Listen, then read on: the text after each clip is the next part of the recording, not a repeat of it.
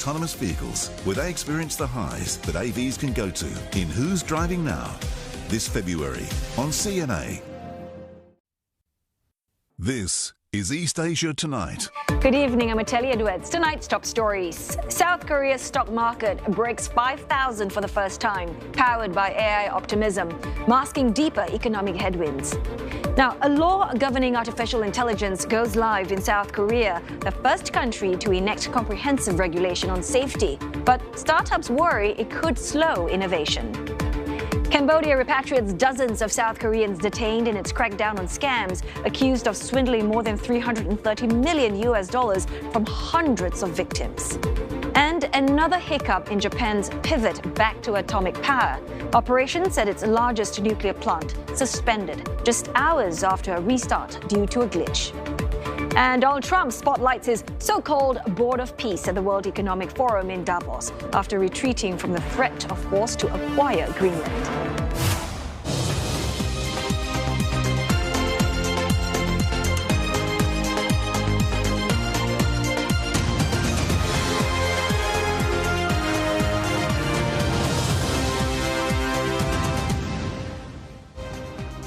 Also in the bulletin, China's population falls for a fourth straight year with birth rates at a record low. The end of its one-child policy a decade on. Not quite the panacea for its demographic woes. How will Beijing stem the decline?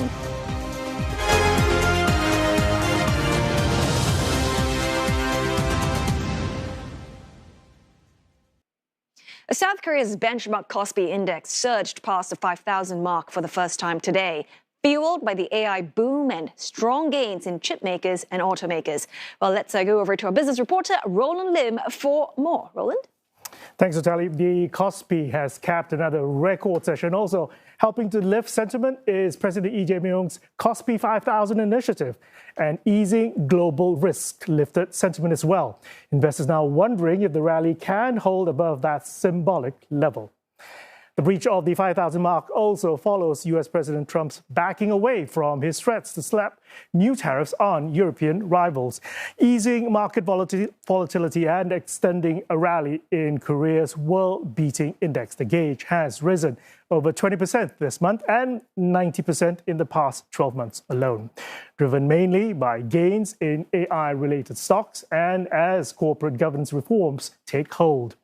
Chipmaker Samsung Electronics and SK Hynix both advancing up to 5% before pairing off some of those gains. Samsung closing the day 1.87 in the green, SK Hynix doing better by more than 2%. The KOSPI hitting 5,000 points is a political win for President Lee Myung, who pledged market reforms. But the gains come as more evidence piles up, highlighting slowing domestic demand. The economy shrank in the final quarter of last year. GDP decreased by 0.3% in the October and December period, missing market estimates. And this marks the biggest slump in 3 years, coming on the back of weaker investment and exports. For the full year, the economy grew just 1%. That's its slowest pace in half a decade. The poor reading further complicates the Bank of Korea's path towards normalizing monetary policy, which is already facing headwinds from a wobbly won and rising financial risks. Quick check on the Korean currency, which is weaker by 0.21%, 1,468.05, changing hands with $1. The benchmark KOSPI hitting the 5,000 mark fulfills a key target set by President Lee Myung during his 5-year term. CNA's senior correspondent, Lim Yun-suk, has the details. South Korean President Lee Myung began touting the idea of KOSPI 5,000 during his presidential election campaign last year. In April, he wrote on his Facebook page that if South Korea established a fair and reasonable corporate governance system and market order, its stock market would take a stunning leap forward. At the time, the KOSPI was trading below 2,500. Since Mr. Lee won the election and took office in June 2025, the benchmark KOSPI index has surged. This month alone, it rose nearly 20%, driven by soaring semiconductor stocks and growing expectations around corporate governance reform. At a news conference this week, marking the start of 2026, President Lee cited four main reasons South Korea's stock market had remained undervalued compared to global peers. 첫째, 한반도의 평화 리스크. 저기서 막 총알이 왔다 갔다 하고 막 맨날 전쟁할 듯 하는데 그게 한국 주식 살 거예요. 두 번째로는 저 한국 주식은 못 믿겠더라. 경영 리스크, 지배구조 리스크. 갑자기 떼가지고 분리 상장해가지고 자기 다 먹어보고 알맹이를 쏙 빼가더라. Third, he pointed to unclear policy direction. And fourth, insufficient punishment for market abuses, factors that he says have discouraged long-term investment. Since taking office, corporate reforms have moved forward. South Korea's Commercial Act has been revised, requiring company directors to consider the interests of all shareholders, not just controlling families or so-called chaebol owners. President Lee's ruling party welcomed the KOSPI breaking the 5,000 level on Thursday morning. 조금 전 코스피 지수가 장중 5,000선을 돌파했습니다. 코스피 출범 46년 만의 대기록입니다. 코스피 5,000 달성은 끝이 아닙니다. 만연해 있던 코리아 디스카운트를 해소해 자본시장을 정상화하는 과정입니다. The Korea discount refers to the relatively low valuation of domestic stocks compared to similar companies overseas. President Lee held a luncheon meeting on Thursday with several ruling party members tasked with helping him deliver on his presidential campaign.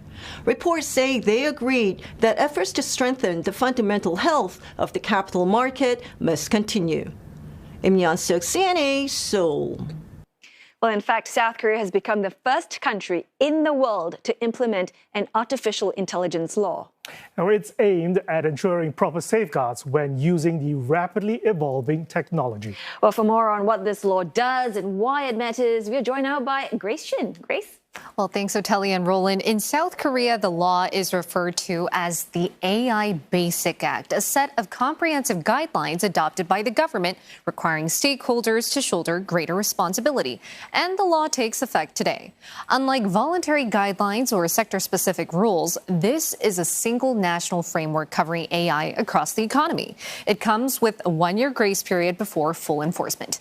Key rules involve how to treat AI-generated content. Text, images, and videos created by AI must be labeled, watermarks are required, and deepfake content must carry clear, visible warnings so users know they're dealing with AI, not humans. The law also introduces the concept of high-impact AI. Now, this refers to systems that could impact life, safety, or fundamental rights, such as AI used in hiring, lending, healthcare, transport, or public services. And users need to be notified in advance when utilizing systems that fall all under this category. The law applies to overseas AI companies as well, serving Korean users. Large providers must appoint a local representative, giving regulators a domestic point of contact. Oversight is centralized under a presidential-level AI committee, with experts from both the private sector involved in monitoring how AI practices are applied in the real world.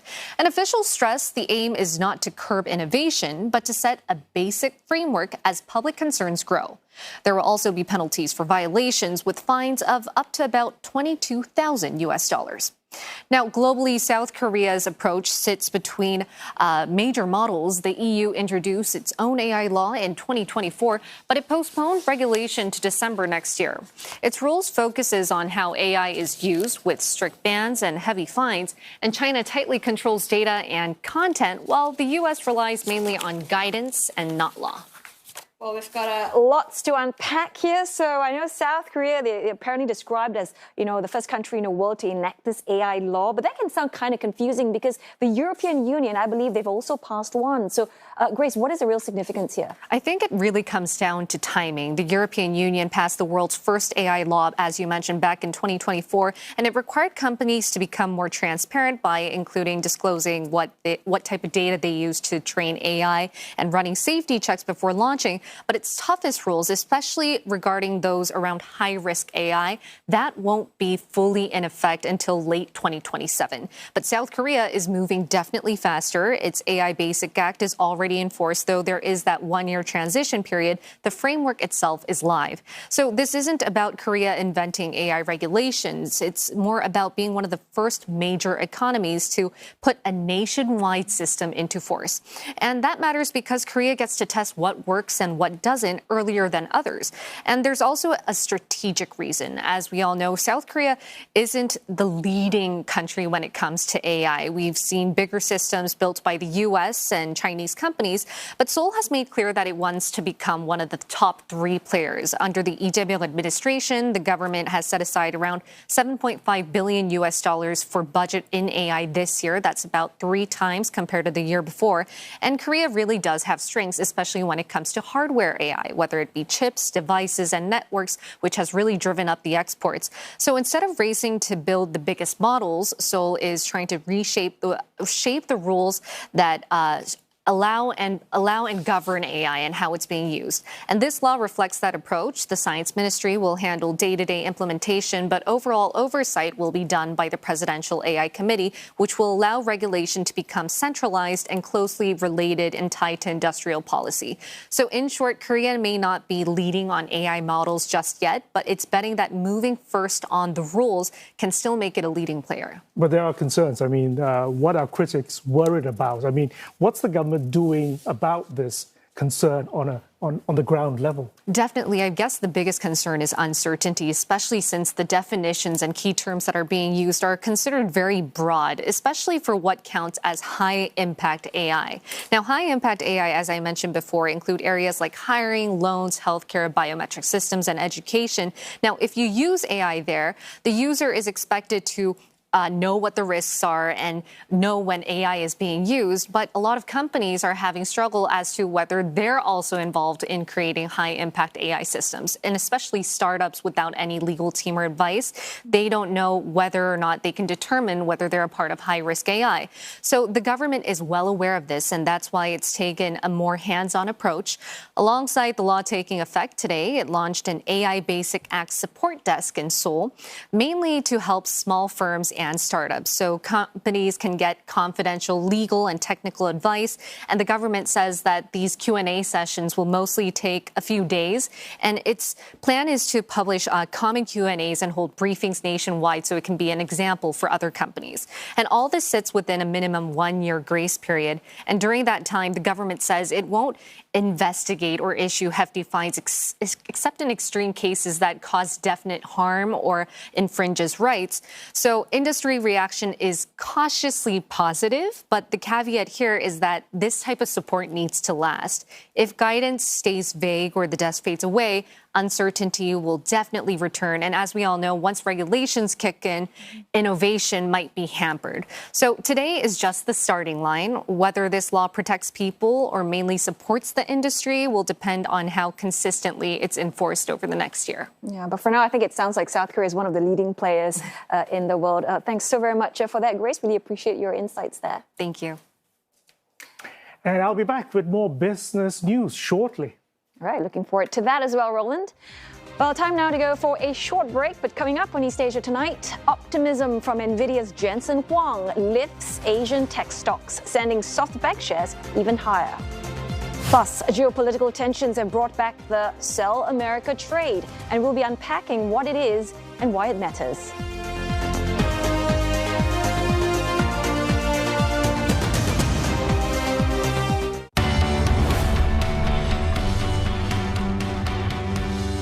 This week on Singapore Hour, meet the teen racing her way toward Formula One superstardom. When people get stressed, they eat chocolate or go for long walks. But for me, I like to come to the track.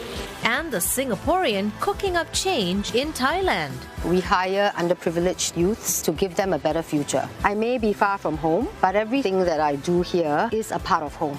All this and more on Singapore Hour, Friday on CNA. With the uncertainties of the financial world, where does our economy truly stand? Keep up to date with the latest market trends and get the in-depth analysis that you need to understand the forces driving the global economies. Kickstart your day with an informed view of the business world. Asia Business on Asia First, weekdays on CNA. Brought to you by UOB.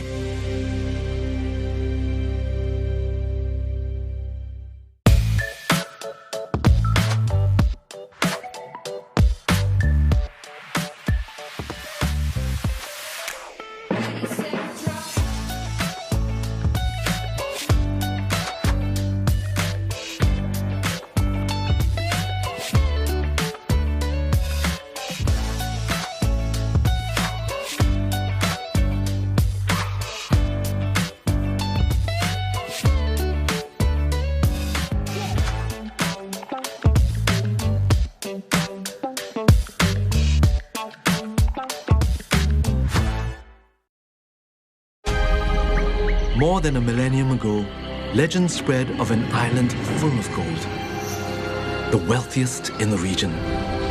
Sumatera ini adalah pulau yang sangat kaya. Mereka menyebutnya sebagai pulau emas. Its hidden treasures are still hunted. Ini ada gambar naga. Wow, so this could have been worn by a king centuries ago, and here I am holding it today. Incredible feeling. The Mark of Empire Season 3, Saturday on CNA. All those people don't even know each other. They don't know each other. They will just come to dance together as a community. It just adds vibrancy to Sentosa. In this episode, I meet communities bringing new energy to Singapore's nightscape. One of the founders created this kite to bring down the stars for her daughter. Don't go too fast. Bro, come on, bro. Let's go, let's go. No. I'm so sorry. Walk on the Wow Side, Saturday on CNA.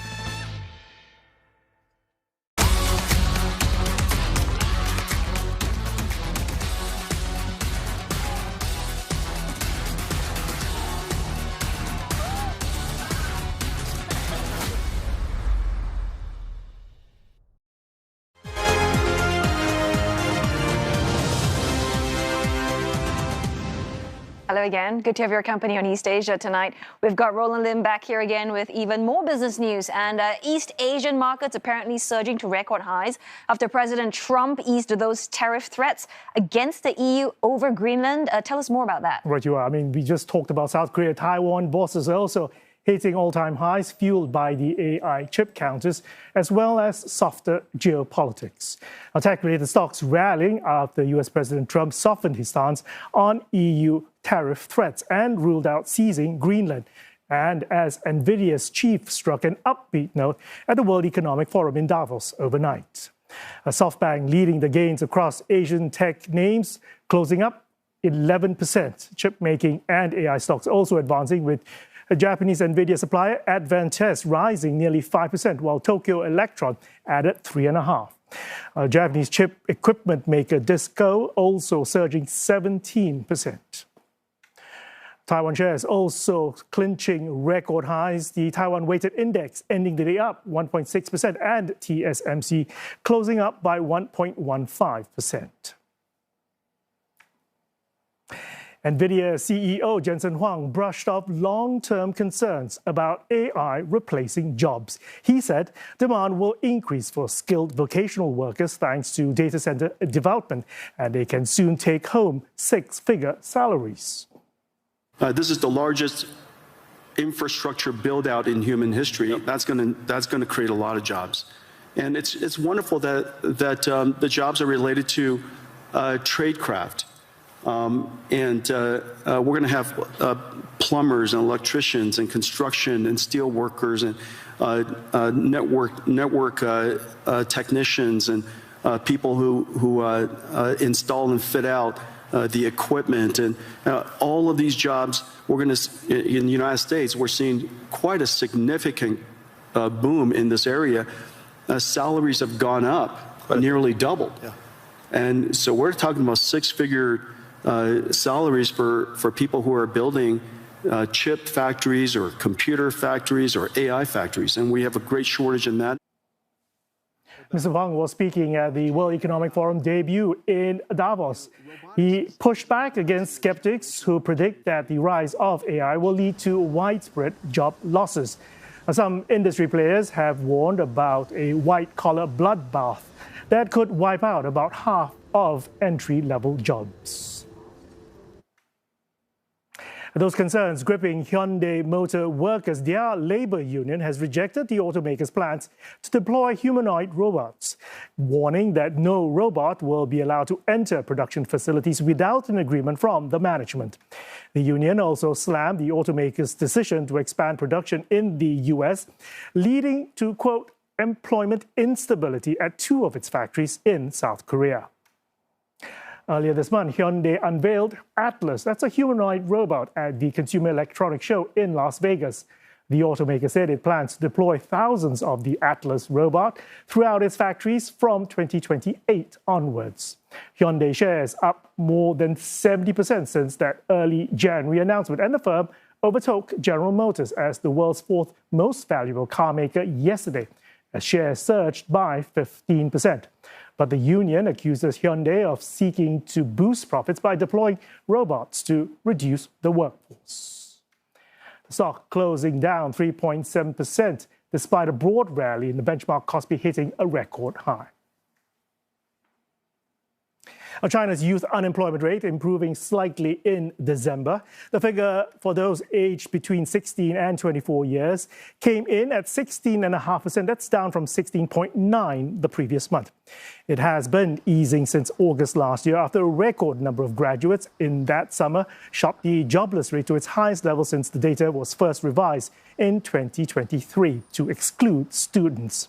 Although the Chinese job market is anticipating another rush of new applicants, with the number of university graduates set to reach another peak of 12.7 million this summer. Meanwhile, the unemployment rate for young adults is maintaining its positive trajectory, with the figure dropping to 6.9 in December from 7.2. This age group is typically the first to experience benefits from an improving business environment.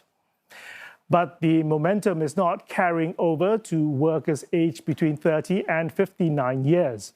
Unemployment for that segment ticked slightly higher, 3.9% from 3.8%. The Japanese government retaining its cautiously optimistic view of the economy while warning of downside risk from U.S. trade policies. In its assessment for January, the Cabinet Office reiterating that the world's 4th biggest economy was recovering moderately, but highlighted the possible impact from U.S. policies, especially on its auto industry. It also underlined the need to remain vigilant over market movements.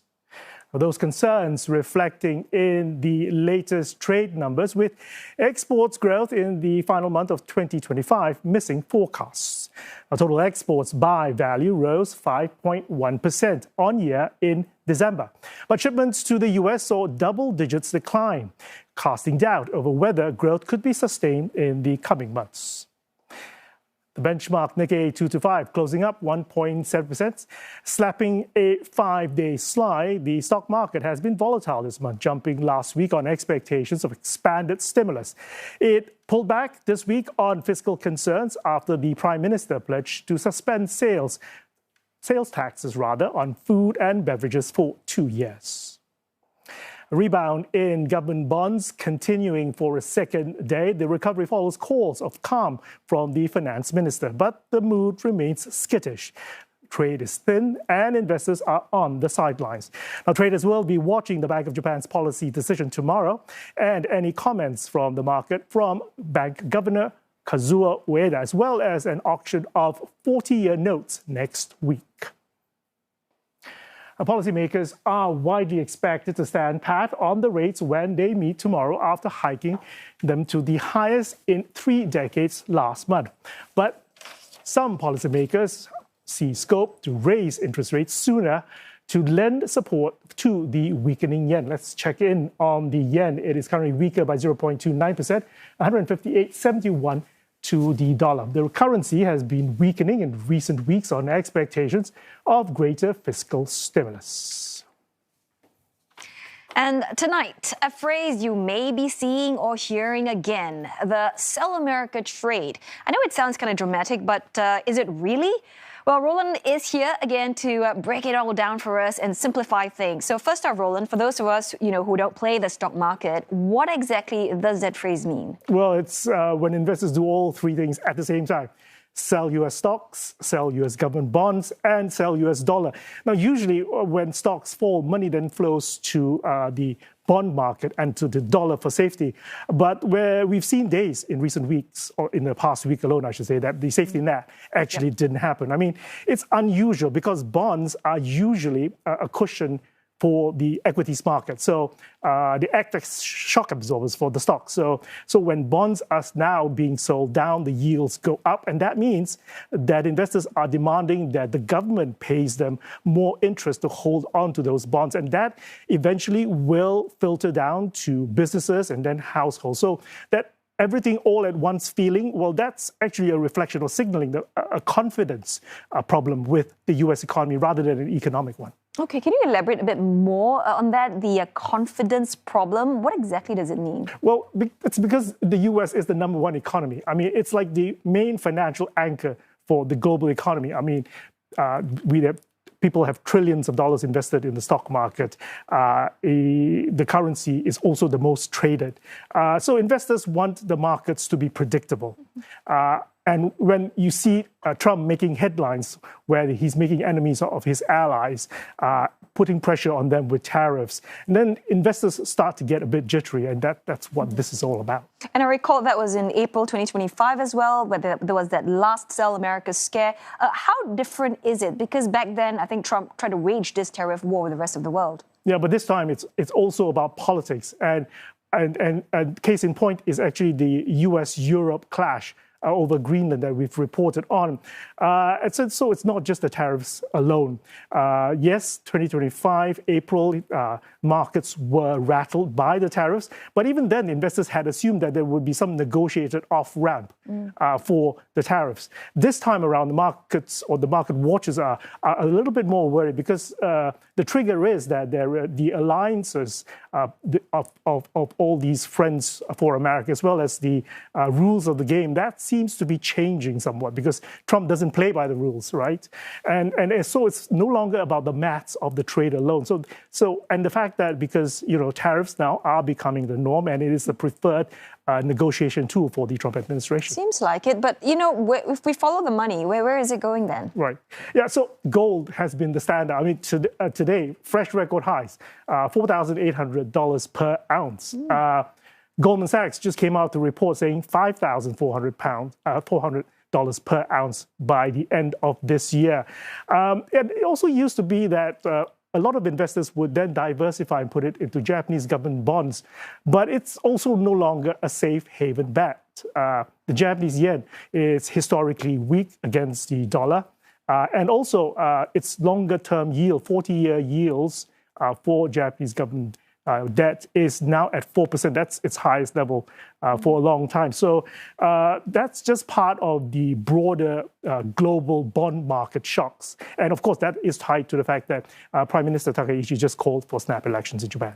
Okay, so just to sum it all for us and investors out there, what should we be looking out for next? Well, just keep looking at the key indicators. We keep looking at the dollar, keep looking at treasury yields, keep looking at U.S. stocks. So if all three start to weaken some more, well, then you still got the Sell America trade going on. And if the bond prices starts rising and stock markets fall, well, then things are slowly getting back to normal.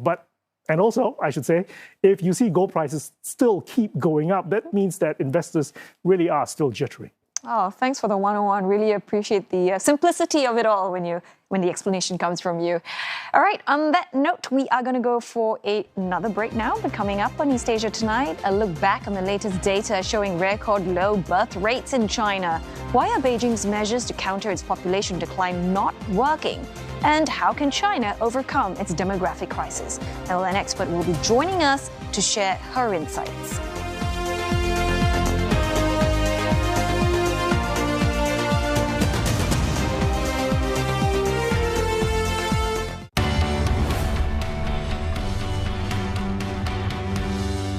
The weather brought to you by Nippon Paint.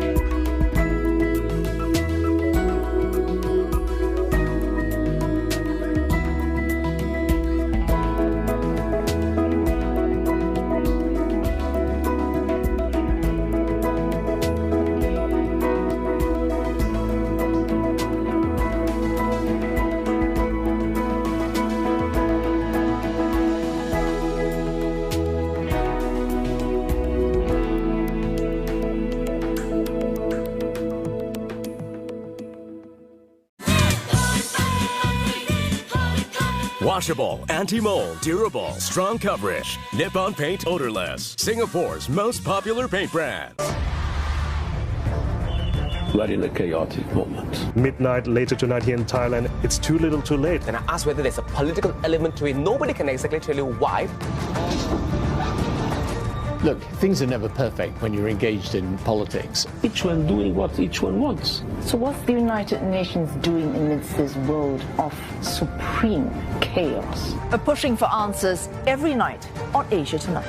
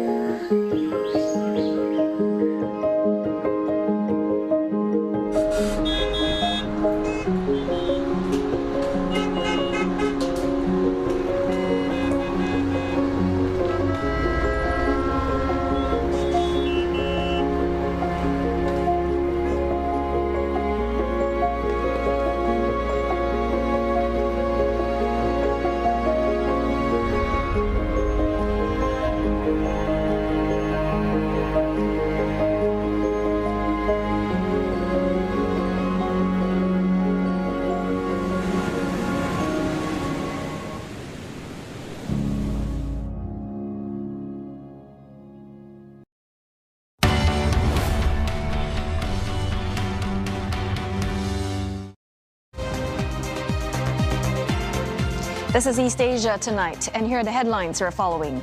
South Korea's stock market breaks 5,000 for the first time, powered by AI optimism. But the gains come amid signs of slowing domestic demand, the economy growing at the slowest pace in 5 years.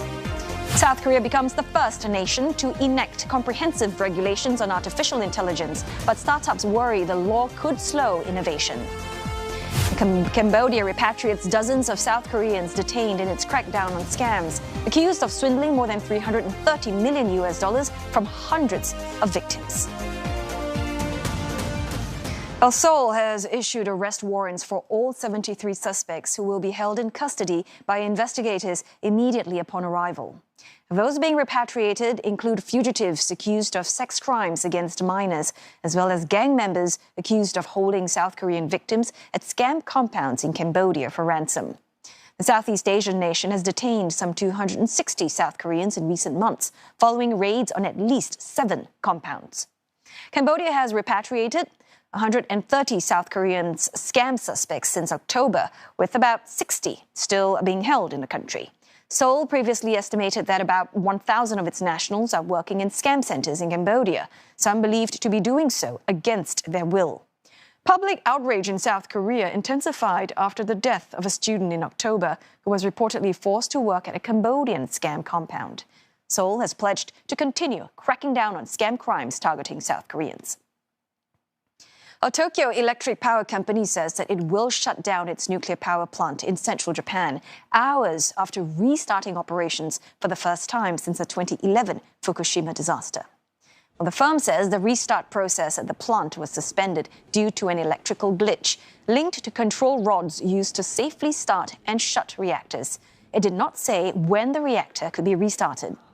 Now, yesterday's resumption of operations at Kashiwazaki Kariwa, the largest nuclear plant in the world, took years to get approval over lingering safety concerns.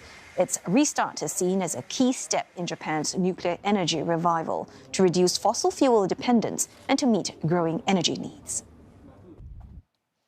Chinese policymakers have their work cut out to solve an urgent democratic decline amid the convergence of falling birth rates and a rapidly aging society. Beijing reported its steepest annual population decline since 1960. Official data shows the population shrank by about 3.4 million last year. Births are at their lowest level ever. And China's fertility rate remaining well below the level needed to keep the population stable. Well, Beijing scrapping off its one-child policy and a later move to allow couples to have up to 3 children, not seen to reverse declines. Well, a shrinking workforce can have serious implications for the economy. China's working-age residents are now accounting for just over 60% of its population, down sharply from 70% a decade ago. And economists are warning that this shift could slow long-term growth, push up labor costs, and strain pensions. And for more insights, we are joined now by Dr Ye Liu. She's a reader from the Department of International Development at King's College, London. Well, thanks for joining us, Dr Ye. First up, let's just start with the headline number. China's birth rate just hit another record low. Dr Ye, when you first heard that, what is the first real-world consequence you think Beijing is most worried about? I mean, this birth rate declines is not a surprise at all. For me, it's kind of young people's collective behavior response to the reality of life in China now, which varies, of course, the government. So the government U-turn in demographic policies from one-child to two-child, three-child policy you just mentioned failed to address the structure kind of perfect storm for young people, the astronomical property, cost of housing, the, brutal job market, and a historically lack of childcare support. And, at the same time, we also need to look at the consequence of the one-child policy. We are now having a generation of highly educated young women who still live in a very patriarchal culture, very patriarchal society. Another way to put it, it's young people's, the declining birth rate reflects young people's lack of optimism in themselves and in the society.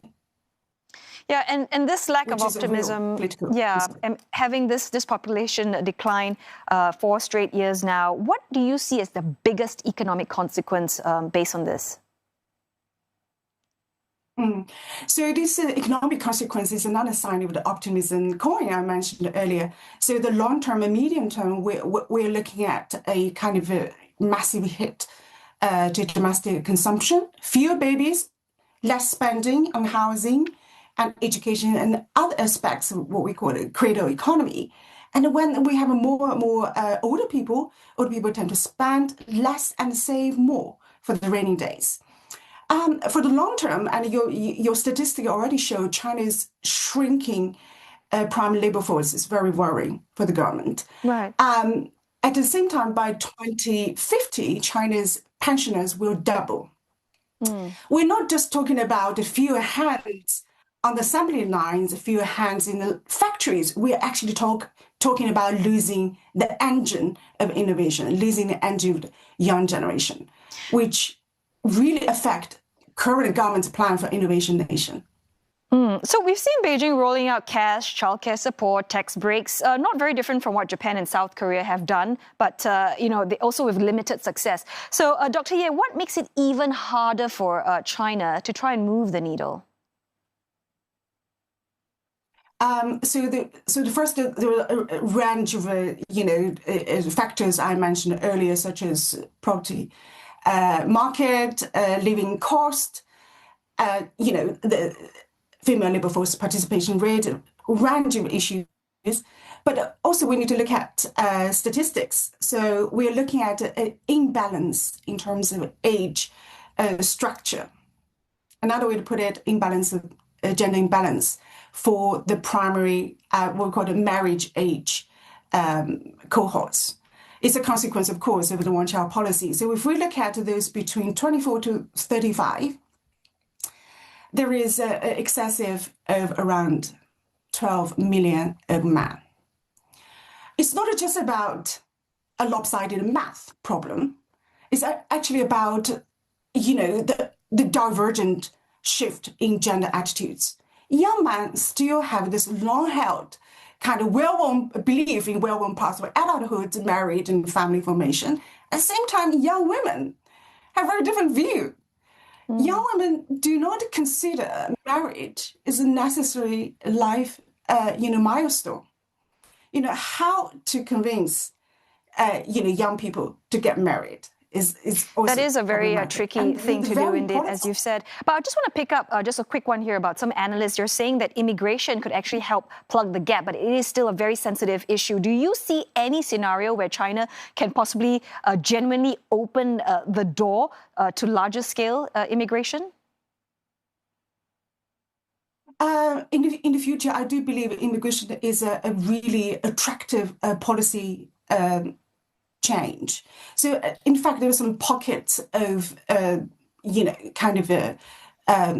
migrant population in southwest China, but I think it hasn't been addressed at the national policy level.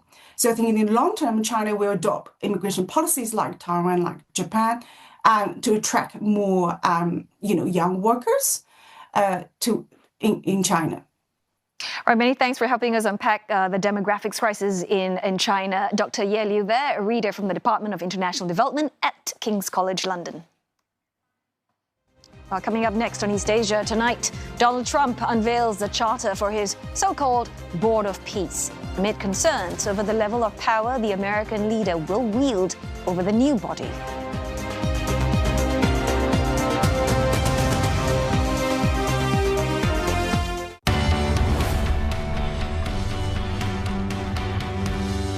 This week on Singapore Hour, meet the teen racing her way toward Formula One superstardom. When people get stressed, they eat chocolate or go for long walks. But for me, I like to come to the track. And the Singaporean cooking up change in Thailand.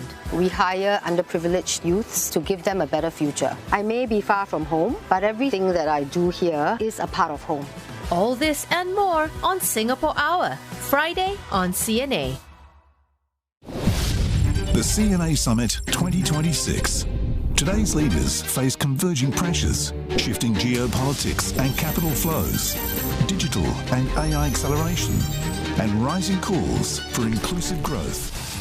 How do leaders turn capital into viable projects and sustain execution across Indonesia's and the regional markets? The CNA Summit 2026, coming soon in February. Organised by MediaCorp. Main partner, Singtel. Hello Possibilities.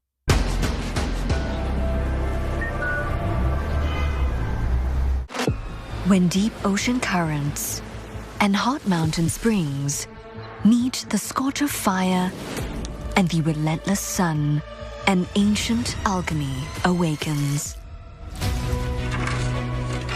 Walay mo tuyong kanang pagluto ang pinaka-lisod tungod sa kainit kayo. Across Asia, a handful of artisans are reviving the oldest craft on Earth. 1200年前から塩作りをしていたという記録がありましたので、もう一回塩作りはできないのかというところがきっかけです。Ash, coconuts, bamboo, seaweed, and even the moon. 6 makers, 1 elemental craft. もう塩についてはもうどんどん極めていきたいなと思います。Salt of the Earth, Sundays, 8:30 p.m. on CNA.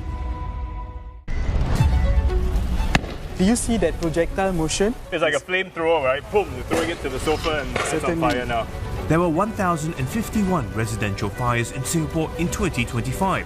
That's almost 3 a day. The external walls, these are all made of non-combustible material, like concrete. We investigate just how fire-safe we are. Talking Point, Sunday on CNA.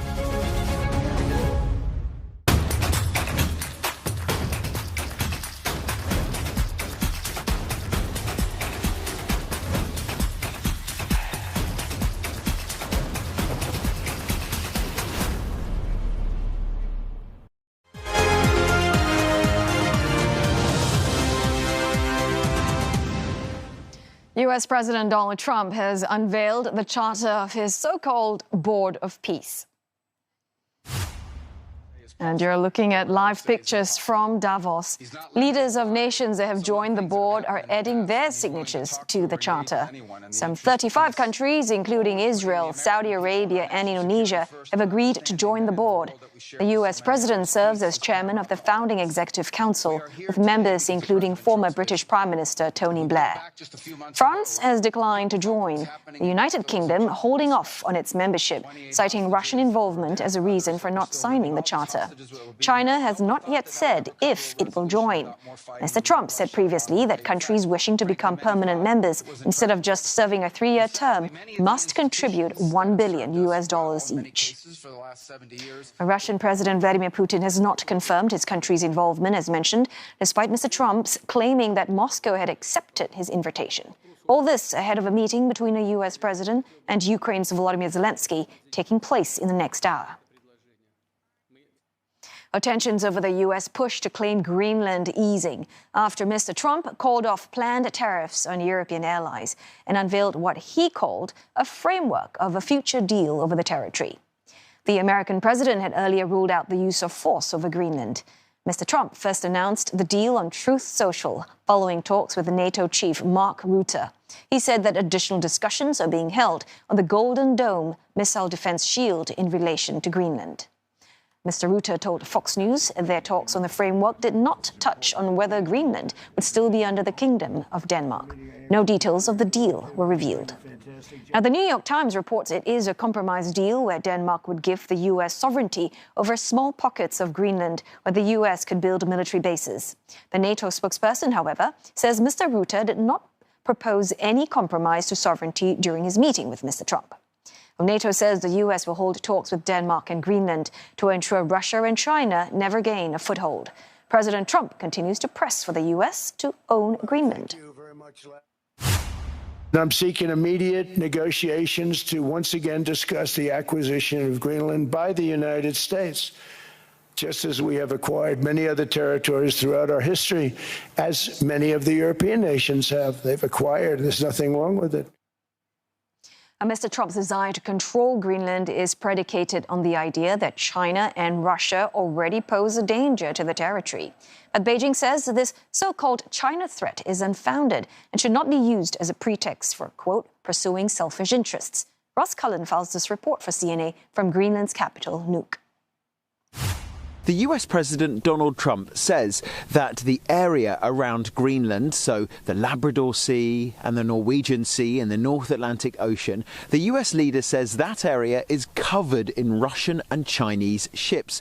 However, the Danish Foreign Minister Lars Løkke Rasmussen, speaking after the frank meeting with J.D. Vance and Marco Rubio in Washington, he says that according to Danish intelligence, Chinese warships have not been seen in the waters around Greenland for at least 10 years. And that is a point of view that is backed up by maritime experts from several different European nations. And just in terms of my reporting since I've been in Greenland, I have not seen any Chinese warships. I've not seen any Chinese armed forces personnel, and I've not heard any Mandarin being spoken. But that's not to say that there isn't any at all, because we do know that there are at least some 50 Chinese citizens who are living in Greenland, but that number is dwarfed by the number of Thai nationals, more than 300 living and working in Greenland, and almost 1,000 Filipino nationals living and working in Greenland in the restaurant sector, in the fishing industry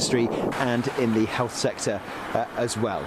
Now, in terms of the overall picture when it comes to the geopolitics of the Arctic, we do know that China does have a growing influence and interest in the region, but it's mostly focused on the Russian Arctic because of the close ties between Moscow and Beijing. There are Chinese icebreakers that are working up there, and we do know that China is interested in the Northern Sea route, which, because of a warming planet, more and more areas are staying ice-free for longer each year.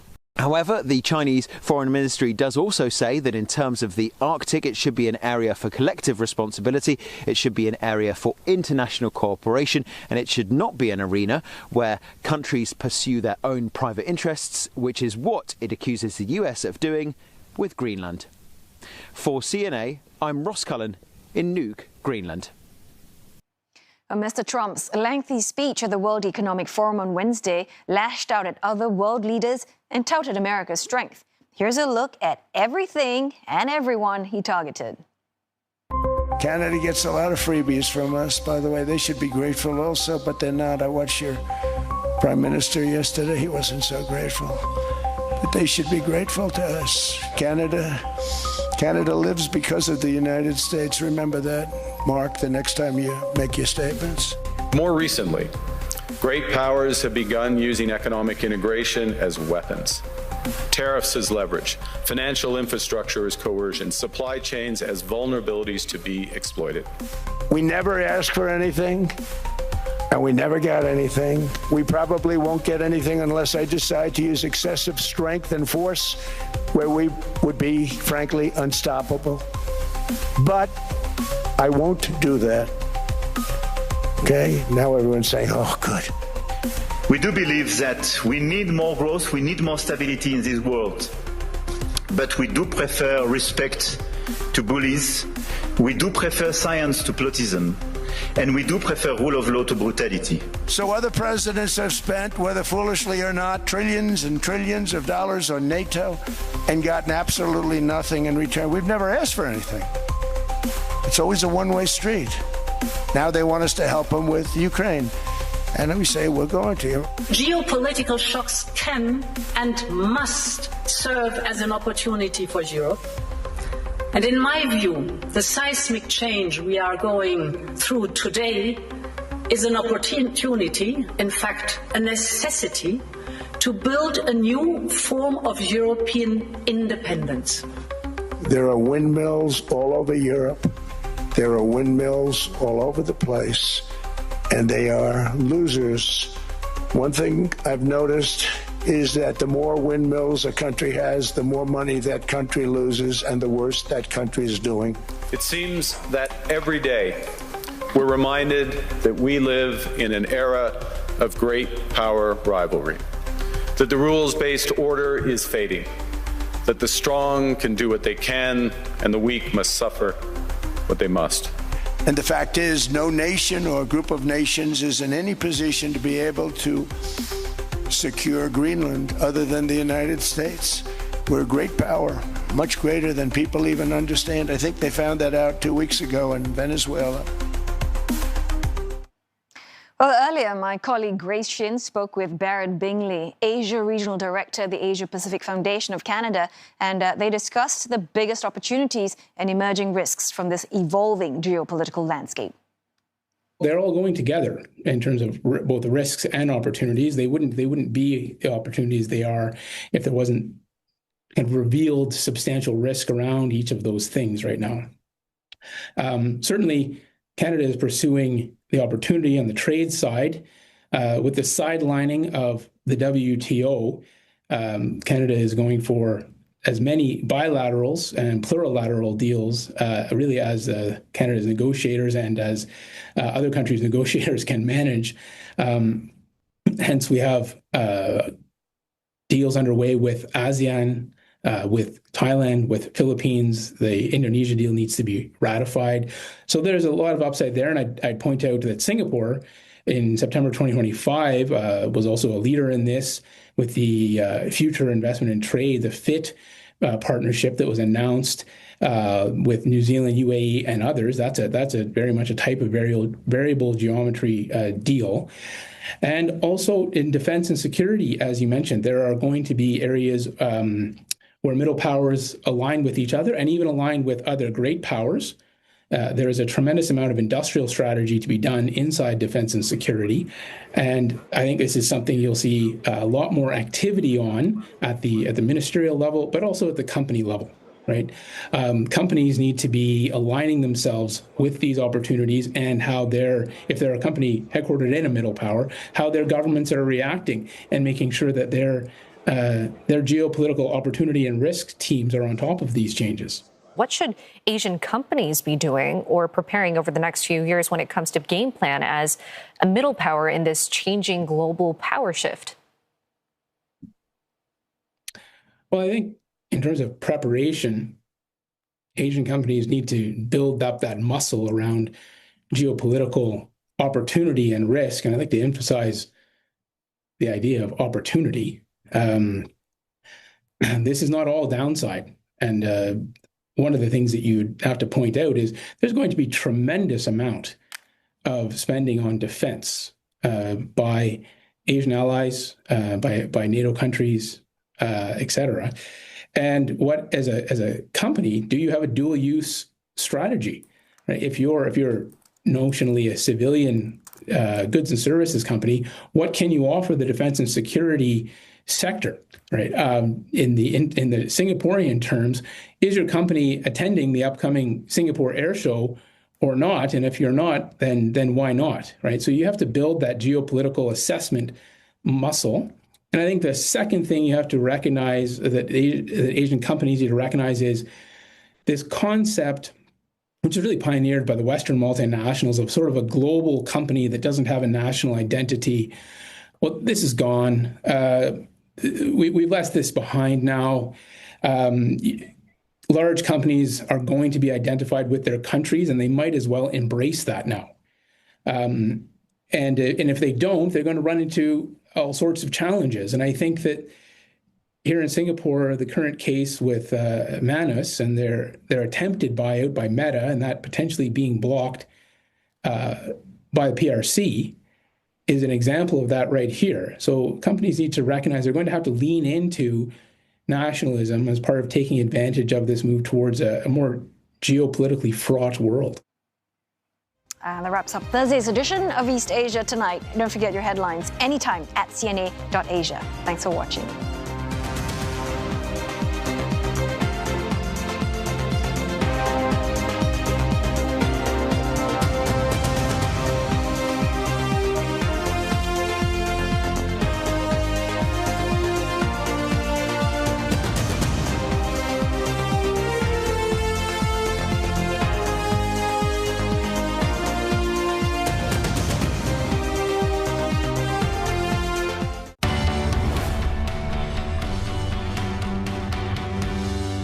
The weather brought to you by Nippon Paint.